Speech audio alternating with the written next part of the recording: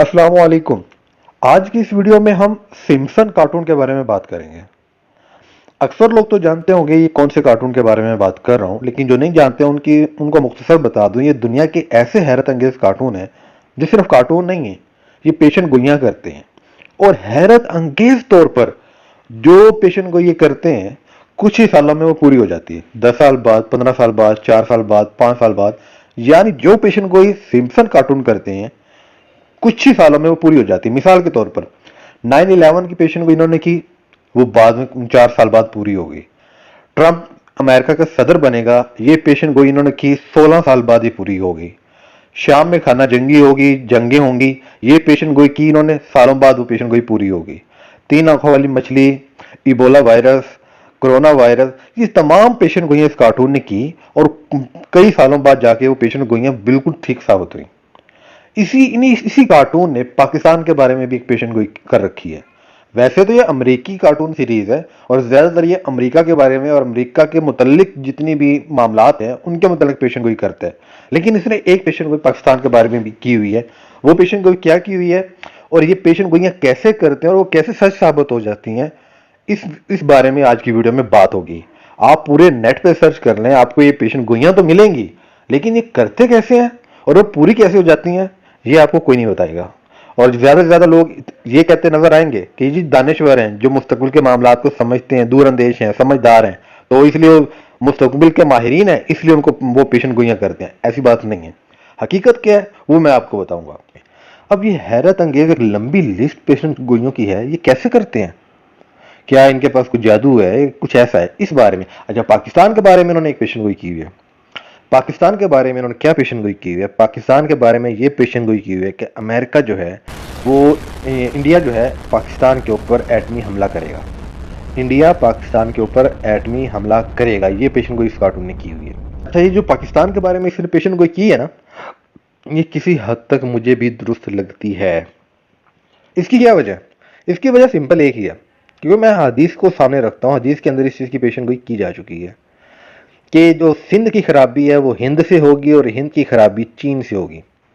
मतलब क्या कि जो सिंध तबाह होगा, जो सिंध के अंदर तबाही और बर्बादी होगी, उसकी वजह इंडिया होगा, हिंद होगा, और हिंद की जो तबाही बर्बादी होगी उसकी वजह बनेगा चीन।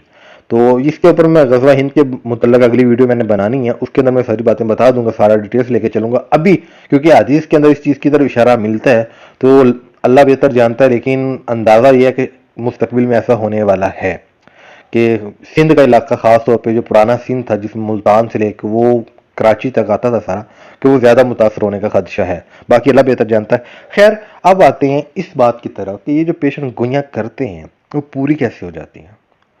ना इनके पास कोई ऐसा इल्म है, वैसे तो इनके कई ऐसे सफली अलूम हैं, कबाला का जादू जादू ये करते हैं। अच्छा, इसके जो मालकान हैं, जिसने शुरू किया, जो इसके शेयर होल्डर्स हैं, जो भी हैं, वो सारे के सारे यहूदी हैं। अब होता क्या है असल में, इनके पेशन गोइयां करते कैसे और पूरी कैसे होती हैं? यहूदी, इस दुनिया के अंदर जितने भी इंसान बस रहे हैं, कौमें बस रही हैं, अहले यहूद एक ज़हीन तरीन कौम मानी जाती है और इसमें कुछ शक नहीं, वो हैं भी। जो चीज़ हो वो माननी चाहिए। इस चीज़ की कुरान पाक के अंदर भी एक आयत का तर्जुमा आता है कि यहूद ज़हीन और अक्लमंद है, मगर सिर्फ अपने अना, गरूर और बुरे कामों और अपनी मन मर्जियों की वजह से जलील हुए। अब ये कौम ज़हीन तो है। पूरे हज़रत मूसा अलैहिस्सलाम के बाद जब इस कौम ने सरकशी की, तो उस टाइम अल्लाह ताला की तरफ इस पर आज़ाब आए, और जो आखिरी अज़ाब ये था कि अल्लाह ताला ने इनको पूरी दुनिया के अंदर दरबदर कर दिया था कि ये कहीं पे भी अपना मुल्क नहीं बना सके थे। और फिर कुरान पाक की आयत का तर्जुमा भी है कि जब आखिरी वादे का वक्त करीब आएगा तो हम इन्हें एक जगह के पे इकट्ठा कर देंगे। इस हवाले से मैं अपनी दूसरी वीडियो में पेशन गोइयां कर चुका हूँ और बता चुका हूँ कैसे इकट्ठा होंगे और कैसे क्या होगा। उस बात की तरफ नहीं जाते। अब हुआ क्या था 1896 के अंदर, 1896 में, जो पूरी दुनिया में यहूदी दरबदर थे। कभी हिटलर उनको आके मार रहे हैं, कभी कोई बादशाह आके उनकी नस्ल कशी कर रहे हैं, इंतहाई, यानी जिसका जितना बस चला उसने किया। ईसाई इनको अपना शदीद तरीन दुश्मन मानते थे। अब 1896 के अंदर यहूदियों के जो बड़े बड़े टॉप के चोटी के उलमा कह लें, दानिश्वर कह रहे हैं, मुफक्करीन कह लें, वो इकट्ठे हुए। उन्होंने कहा कि अब बस बहुत हो गया, अब हमने अपने आखिरी मकसद की तरफ बढ़ना है, हमने इस दुनिया के ऊपर अपना कब्जा जमाना है। तो उन्होंने कुछ प्रोटोकॉल लिखे, उन्होंने कुछ चीज़ें तय की। جس کو دی پروٹوکولز کے نام سے پوری دنیا کے اندر جانا جاتا ہے، اور انتہائی زیادہ اس کا شور شرابہ ہے پوری دنیا کے اندر۔ اب دی پروٹوکولز کے اندر انہوں نے دو تین مین چیزیں رکھی: دنیا کی معیشت، دنیا کے جو میڈیا ہے اس کو، اور اسی طرح جو دنیا کے اوپر جو حکومت قائم کرنی ہے اس کے لیے کوئی کسی بڑی طاقت کا سہارا۔ اب یہ سارے چیزوں انہوں نے اچھا، یہ یہودی ایسی قوم ہے، یہ آج سے 50 سال بعد 100 سال بعد کیا کرنا ہے، یہ اس کا بھی پلان پہلے سے کر لیتے ہیں، اور پھر وہ ان پہ عمل شروع کر دیتے ہیں۔ وہ گزر جاتے ہیں، ان کی آنے والی نسلیں جو ہیں وہ اس پروجیکٹ کو لے کے چلتی ہیں۔ آپ جانتے ہیں اسرائیل کے اندر کوئی قانون نہیں ہے، جمہوریت نہیں ہے، وہاں پہ جمہوریت کا نام و نشان بھی نہیں ہے۔ وہاں پہ کیا ہے کہ مذہب ہی ان کا قانون ہے، ان کی جو مقدس کتاب ہے وہی ان کے لیے آئین ہے، وہی اس کے لیے قانون ہے، یعنی اتنے زیادہ وہ مذہب کے پابند ہیں۔ وہ کرتے کیا ہیں، اب جو پیشن گوئیاں کرتے ہیں یہ انہوں نے پہلے سے جو چیزیں لے کے چلنی ہوتی ہیں، اسی طرح پیشن گوئیوں کے اندر انہوں نے کیا کہ لیڈی گاگا جو ہے ہوا میں تیرتے ہوئے آ رہی ہیں، تو وہ اپنا کیا کہہ رہے ہیں کہ جو ان کا ہوتا ہے فیشن شو کہہ لو، یا اس کی جو گانے کا ان کا ہوتا ہے، گانے کا فنکشن ہوتا ہے، وہ فنکشن میں دو رسیوں کے اس کے اوپر تیرتی ہوئی ہوا کے اندر آ کے وہ انہوں نے پرفارم کیا۔ یہی پیشن گوئی کئی سال بعد پوری ہوئی لیڈی گاگا جو ہے وہ ایسے اس نے پرفارم کیا۔ اب یہ ہوتا کیا ہے، شوبز ہو گیا، سپورٹس ہو گیا۔ اب جیسے سپورٹس کے حوالے سے بات کروں، انہوں نے پیشن گوئی کی تھی کہ اولمپکس میں امریکہ جو ہے وہ سویڈن کو شکست دے کے گولڈ میڈل جیتے گا، ویسا ہی ہوا۔ تو یعنی پیشن گوئی کرتے کیسے ہیں، اصل میں یہ ان کی پلاننگ ہوتی ہے جس کے اوپر یہ کام کر رہے ہوتے ہیں ایڈوانس کے اندر، اور یہ جس پروجیکٹ پہ کام کر رہے ہوتے ہیں وہ پروجیکٹ اگلے سالوں میں جا کے پورا ہونا ہوتا ہے۔ امریکہ میں کوئی بھی صدر بنے ان کی اجازت یا ان کی مرضی کے بغیر نہیں بن سکتا۔ میڈیا پہ ان کے کنٹرول ہے، آئی ایم ایف کا ادارہ انہوں نے بنایا، اقوام متحدہ انہوں نے بنائی، یعنی جو پورا 1896 کے اندر پروٹوکول بنے اس پہ کام شروع ہو گیا۔